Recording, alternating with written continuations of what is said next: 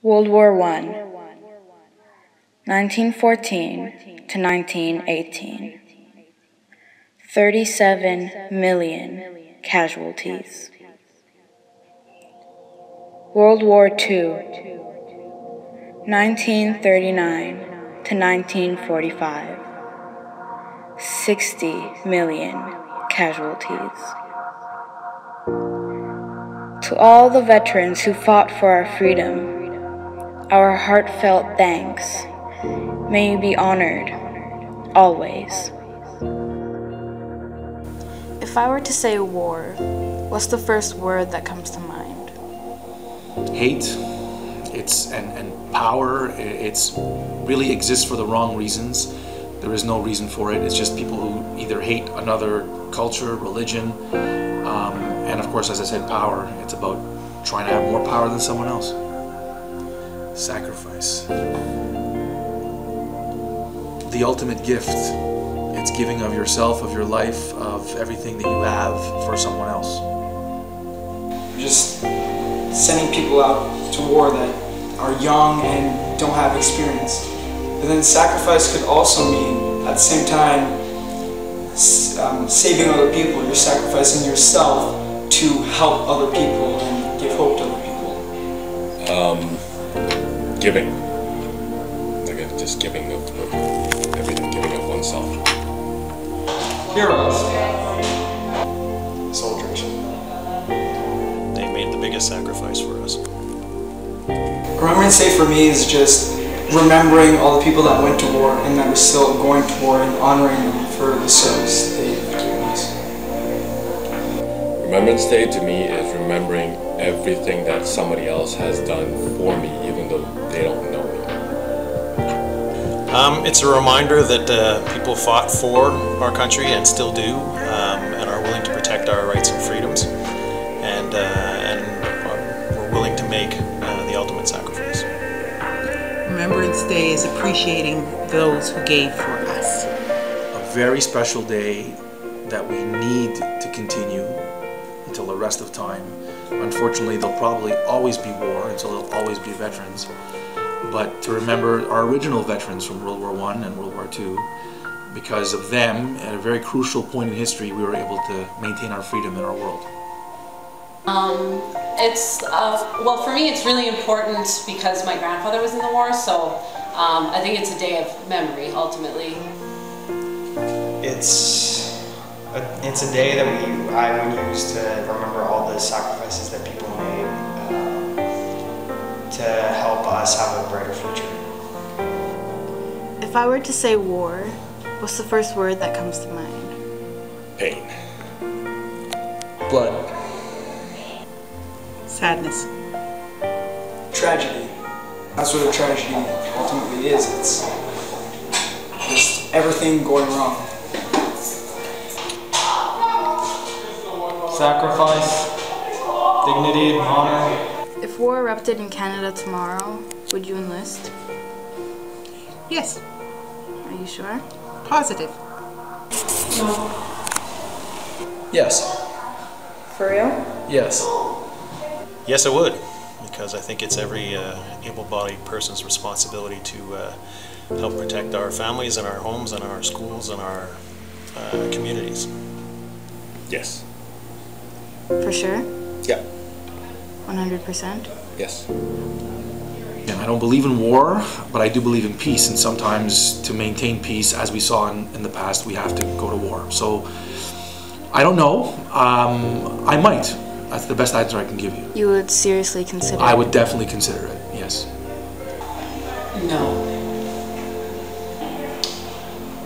I would. For real? I'm not gonna lie, actually, I don't know. Maybe I would, maybe I wouldn't. You'd seriously think about it? I would think about it, yes.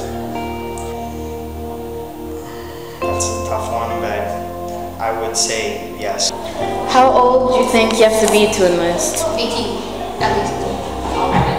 In general, the average age I think people should enlist would be 18. Oh, at least 18, at least an adult. You need to be 18, but you shouldn't be too old either, because you don't want to put somebody else in danger because you're not fit enough? I believe minimum age is 18. I'm not sure. You need to be 18. And I'm not sure if there's a maximum age either. I'm not sure, but yeah. Well over the age of 18. Would you be surprised if I told you that you only have to be 16 to go to war? No, actually, I'm not surprised because I know my grandfather was 16 when he went to war. What if I told you that the age to enlist is 16? Well, I don't think 16-year-olds are physically, mentally, emotionally prepared to do what you need to do to fight in a war. Too young. I think 16 is too young because their heart's in the right place, but their mind isn't quite there yet. Boy, that's young. That is young. It is surprising in some way. From what I understand though now, because I know that in World War I and World War II, there were kids who were 17 fighting in the war and 18, very young kids. I would like to think that that wouldn't happen now, and I don't think that it happens now, but you know, to be on the front lines, I would think you have to be a certain age. If you could talk to the Canadian Army right now, what would you tell all of the soldiers?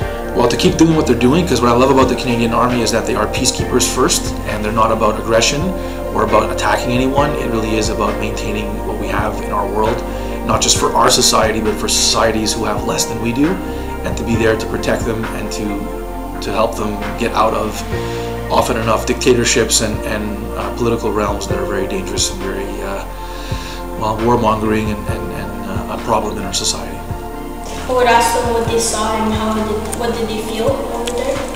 I would thank them for everything they did for us. I'm proud of you. I know that some of the things that you have to do are incredibly difficult and are incredibly challenging, but I also know that you contribute to making the world a better place. Thank you for giving your time and your lives to help me stay free. Well, I would tell the soldiers that I support them and that I hope there comes a day when we don't ever have to go to war. If you could talk to the Canadian Army right now, what would you tell them? Thank you. I would thank them for everything they've done for us, and I'd probably go and shake everyone's hand and give them a nice big hug. Oh, why do we do it? Why do we do it? I know we protect ourselves, and I know we protect the future for my kids.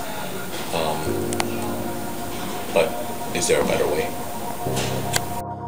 For everything there is a season, and a time for every matter under heaven. A time to be born and a time to die.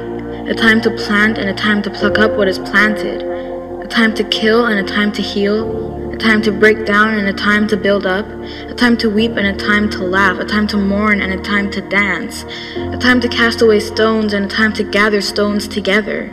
A time to embrace and a time to refrain from embracing. A time to seek and a time to lose. A time to keep and a time to cast away. A time to tear and a time to sow. A time to keep silence and a time to speak. A time to love and a time to hate. A time for war and a time for peace.